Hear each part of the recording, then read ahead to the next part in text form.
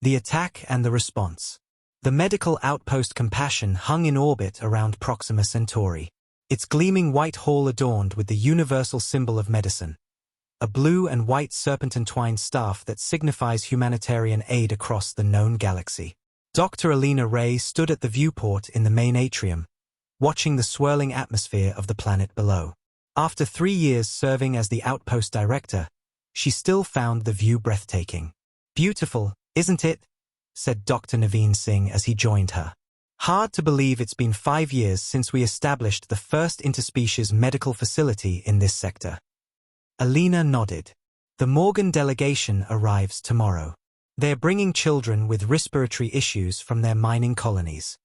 First time they've requested our help," Naveen noted. Progress. Compassion served all species without prejudice or payment. Funded by the United Earth government as a gesture of goodwill to the interstellar community, its 300 staff members represented the best medical minds humanity had offered. All volunteers who had chosen to serve on the frontiers of space. In the pediatric ward, Dr. Maya Chen was finishing her rounds, checking on a young Vidian child whose translucent skin glowed faintly green as it slept.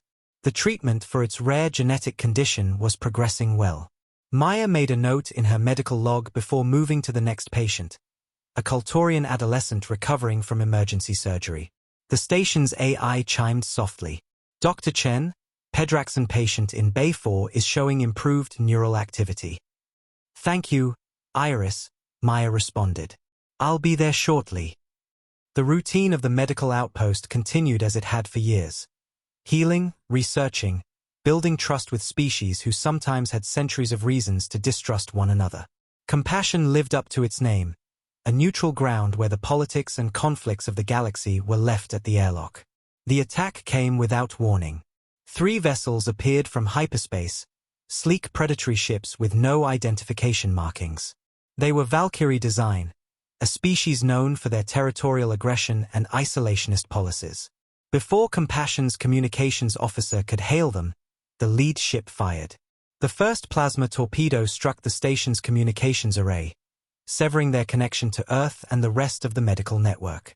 The second hit the primary power core, sending the station into emergency protocols as lights flickered and gravity fluctuated.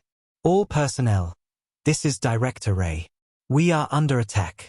Implement emergency evacuation protocol. Medical staff, secure your patients.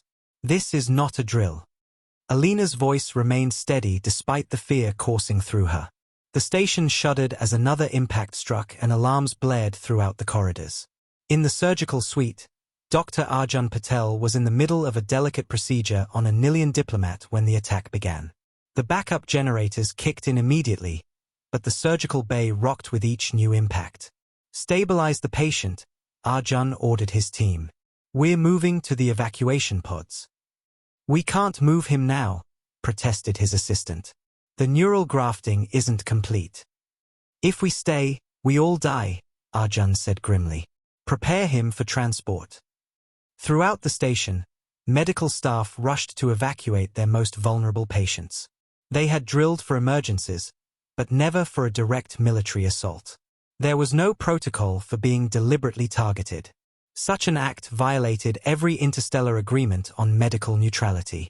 In the central hub, Alina coordinated the evacuation as Naveen worked to establish contact with nearby systems. "Any response to our distress signal?" she asked. "Nothing," Naveen replied, his face grim. "The attack took out our long-range communications. The emergency beacon is broadcasting, but the nearest help is at least 12 hours away."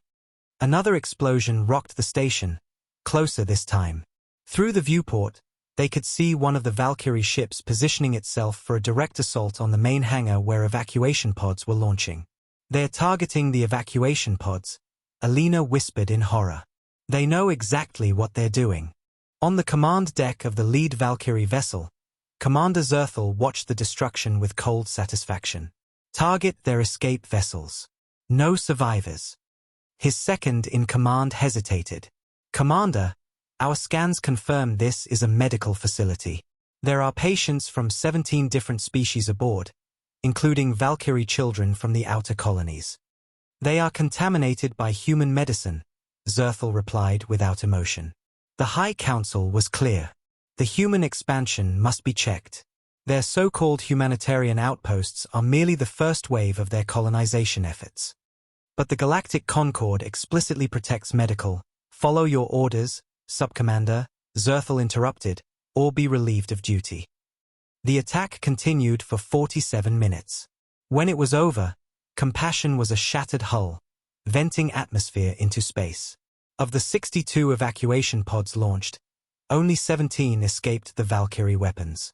The remainder were destroyed with their occupants still aboard: doctors, nurses, patients, and support staff. One of the surviving pods contained Dr. Maya Chen, 3 nurses, and 4 critical patients. As their small vessel tumbled through space, Maya recorded a final transmission on the pod's emergency beacon. "This is Dr. Maya Chen of Medical Outpost Compassion. We were attacked without provocation by Valkyrie warships. They deliberately targeted medical personnel and patients during evacuation. 173 confirmed dead. They knew we were medics. They knew, and they fired anyway." The message reached Earth 20 hours later. In the underground complex beneath Geneva that housed the United Earth Defense Council, President Sofia Alvarez watched the recording for the 3rd time. Her face a mask of controlled anger. Around the oval table sat the 12 members of her Security Council, military leaders, intelligence directors, and diplomatic chiefs. "Options," she said simply when the recording ended. Admiral Kazu Nakamura, head of the Earth Fleet, spoke first. "Standard protocols would call for diplomatic censure and increased defensive posture around our remaining outposts." "And how many more will die while we navigate diplomatic channels?"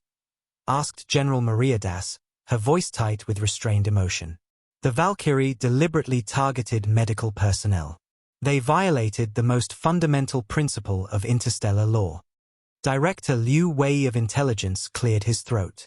"Our analysis suggests this was not a rogue action, but a calculated strike authorized by the Valkyrie High Council. They're testing our response, probing for weakness before potential wider aggression." President Alvarez's eyes narrowed. "And if we show weakness, more attacks will follow," Liu confirmed.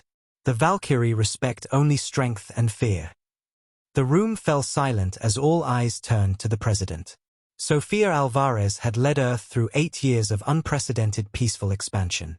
She had championed the Medical Outpost program as a cornerstone of human diplomatic efforts. Now she faced the most difficult decision of her career. "What about the Guardians?" she asked quietly. Several council members exchanged uneasy glances. Admiral Nakamura straightened. "Madam President, deploying the Guardians would be an extreme response." "Is that not what this situation calls for?" she countered. "The Valkyrie have committed an atrocity. They've targeted those who heal, those who save lives regardless of species or allegiance." Dr. Ilona Morales, the Surgeon General, spoke up. 27 of my colleagues were confirmed dead. 46 are still missing. The Valkyrie knew exactly what they were doing." Sophia stood, walking to the wall-sized display of the galaxy. "Humanity joined the galactic community promising peace. We still believe in that promise. But there must be lines that cannot be crossed without consequence." She turned back. "The Valkyrie have made a critical miscalculation. They believe that because we pursue peace, we have forgotten war." A cold smile touched her lips. "We should remind them why the elder species were so relieved when we chose diplomacy over conquest." Protocol Nemesis is activated. Deploy the Guardians with the following parameters: locate and rescue any survivors, identify and neutralize all responsible parties, and ensure such an attack never happens again. Deep beneath Olympus Mons on Mars, in a facility that officially didn't exist, Commander Alexandra Vulov received activation codes not used in 15 years. "Wake them up."